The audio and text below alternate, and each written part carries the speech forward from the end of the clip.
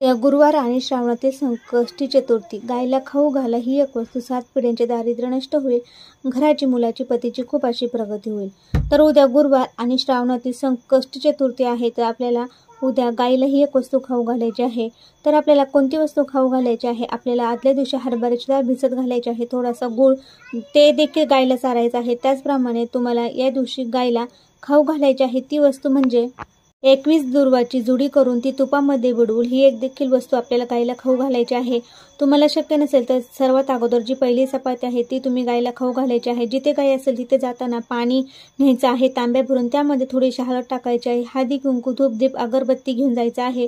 गायला 4 पायावर हळदीचं पाणी टाकून हळदी कुंकू लावून अगरबत्ती ओळून घ्यायची आहे आणि गायला हरभऱ्याची डाळ, गूळ, चपाती किंवा 21 दुर्वा तुपामध्ये बुडवलेल्या त्या खाऊ घालायच्या आहे. गायला 11 प्रदक्षिणा मारायच्या आहे. आपली जी काही इच्छा, अडचणी आहे, दारिद्र्य आहे ते दूर होऊ द्या अशी प्रार्थना करायची आहे.